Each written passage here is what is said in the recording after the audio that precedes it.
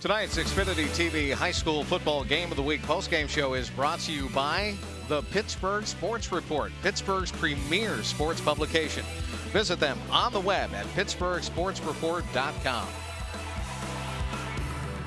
Well, we're back here at Montour. Our postgame show well underway now. Chris Shovlin, Ellis Cannon, Tim Benz is down on the sidelines. We'll go to him in just a little bit. But when you get right down to it, Montour wanted it and showed how badly they wanted it. And they came out here and really steamrolled Indiana. And I really have to believe it was a week-long effort. You hear that all the time. But you take a look at some of the keys that Coach pointed out. Number one, no turnovers. They had 5 last week. They were very good in that department. Win first down. They did that on both sides. They very effectively. They dominated there, and they need a better quarterback play. Certainly not electric in the passing game, but they had a nice settled system, largely because of that offensive line and good running backs. They win. Those keys important, and they played their style of game. I like what Lou Ciro told Tim Benz at halftime about the stable of running backs that he has, but there's one stallion out there who really ran wild tonight, and that is Braden Jones. What a show he put on for us here at Montour tonight. A touchdown and some brilliant runs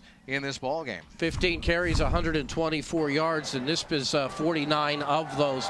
Make no mistake, though, his other 14 carries were very effective, always positive yards, great lean, great combination and balance of speed and height and power. And, I just thought an all-around performance from a guy that we knew was going to be an effective player to watch tonight. Improved that very much. 15 carries, 124, 1 touchdown, and really provided what they needed and all they needed, really, from that offense. All right, he had 100 yards plus in the first half alone and finished with over $120. Tim Benz is on the sidelines right now with him. Tim. That's right. Braden Jones is here as our Pittsburgh Sports Report player of the game. As you mentioned, 15 carries, 124 and a touchdown. Don't know if we've seen a number 32 in black and gold look this good since Super Bowl IX. Braden, how'd you feel out there? Good, pretty good. And the stable of running backs that guys were just talking about, I'll give you a Mike Tomlinism here, the division of labor, the way the ball is distributed between you and the fellow guys that you have in your offensive backfield, seemed to have a nice flow to it tonight. Mm-hmm. Last week we didn't do too good. We're going to come out, run downhill, run hard, do what we need to do. One thing specifically you did well was they gave you a couple breaks early in the game, and you guys cashed them in. Your red zone efficiency was really good. Felt like that maybe you took their heart early in this game? Yeah, we wanted to get out. We wanted to come out strong, get off the field early tonight. How about on the defensive side of the ball? You play linebacker as well, 3 tackles tonight and a pass breakup. What did you feel about the cohesiveness defensively? I think we played real good. I wanted the shutout, but I think we played real good defensively. A little disappointed you didn't get the shutout at the end? Very disappointed. But your defensive line, especially in the first quarter, looked really good. Gave you guys room to roam and finish off some sacks as they collapsed the pocket. Yeah, they did a good job tonight. We had to contain the quarterback because he's real athletic. We did a good job at that. He threw for, 3-something last week against Laurel Highlands. I think we did a pretty good job tonight. Good to see Zach get back in there and play and run well despite the ACL last year. He seems to be back in fine form. Yeah, he looks real good, real healthy. Harsh losing him last year, harsh. Braden, appreciate the time. Thank you very much, and congratulations on the game. Thank you. All right, Braden Jones, he is our Pittsburgh Sports Report player of the game. All right, Tim, we'll get back to you in just a little bit. The late touchdown by Indiana, Montour's upset about that. Of course they are. They had that goose egg pitched until 3:37 left in the game, and that's when Luke Thomas was able to send that long touchdown pass to the post. It was 33 yards, according to Ken Baker's numbers, to Ryan Hoff, and that's what broke up the shutout. But other than that, Montour played flawlessly here tonight. Yeah, they definitely did. And you saw Indiana get to some of the things they wanted to do against the 2 defense, and they were more effective with that in their pass game. They had some moments in the first half, actually, believe it or not, but they just weren't able to string them together. Penalties got in the way, some things of that sort. And they never got to the red zone to do anything. You take a look at those red zone numbers. Tim talked about how effective it was, Montour was. Well, they were 5 of 5, which I believe is batting 1,000%. And then you take a look at Indiana, and they were 0 for 0, and that's not.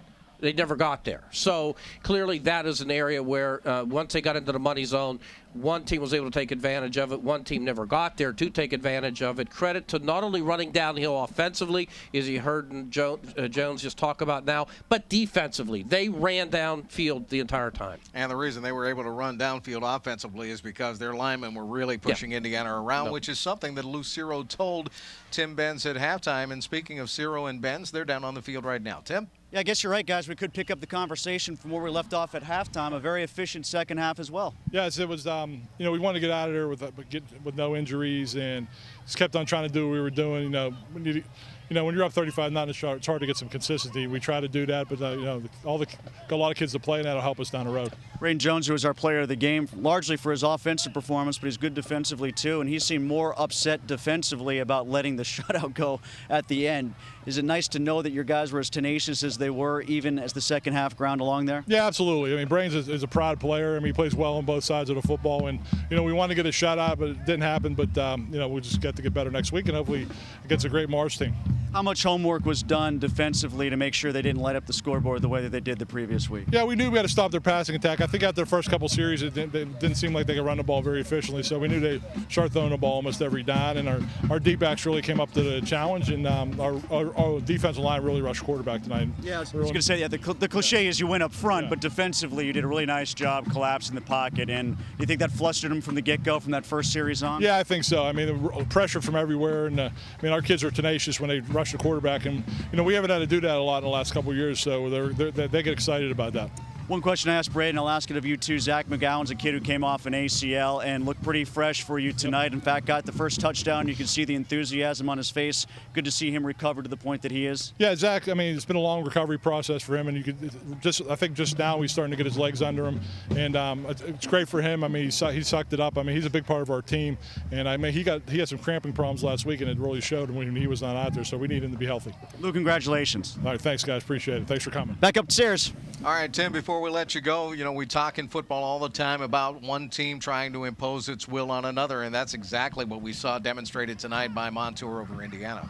Oh, absolutely, and I think we just established a lot of that conversation with Lou Serra and Braden Jones, and like the coach said, it's about efficiency, it's about not style points at the end in terms of putting more points on the board, but how you finish a game. There's a lot to be said for finishing a game by blowing a team out. There's also one that could be said for how you just wind the clock down and do things efficiently, and to his point, get off the field healthy and get off the field taking care of business in every manner you want to learn how to do when perhaps the playoffs roll around and you want to get out of a half, if you want to get out of a quarter, if you want to grind down a clock and take some time off the board in a closer game in the fourth quarter. All right, Tim, great having you on the sidelines with us again tonight. We'll see you in a couple of weeks. You bet, guys. All right, Tim Benz.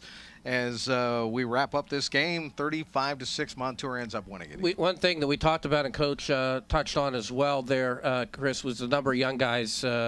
Two guys were able to come in and get time tonight. There are, again, a couple different ways you could do that. One through injury, which they did last year, and that's just a different level of pressure to insert people that may not be ready. But they steeled a lot of those kids in the sense of getting them ready to play this year.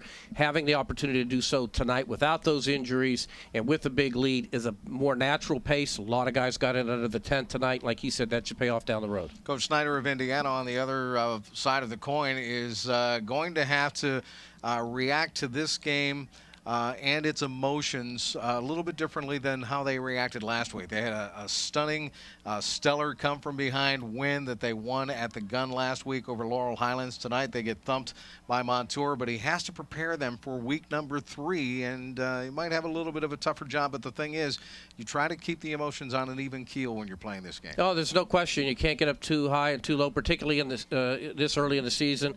You're going to be able to look back at some things that they did well sporadically and perhaps build off of that. But they really found tonight that you come here to Montour, you're going to get big lines, you're going to get big front sevens, very active, very athletic, very experienced guys on that front seven, and you're going to get guys on the big offensive line with stables. We've talked about tonight a lot with those running backs.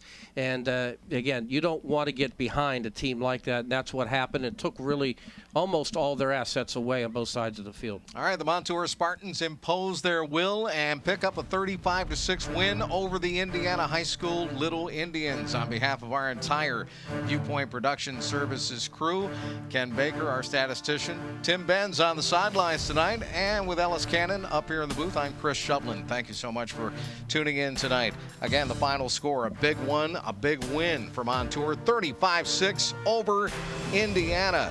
And we've got another big one coming up next week, Yock at Hopewell. We hope that you watch all of our games on Xfinity On Demand.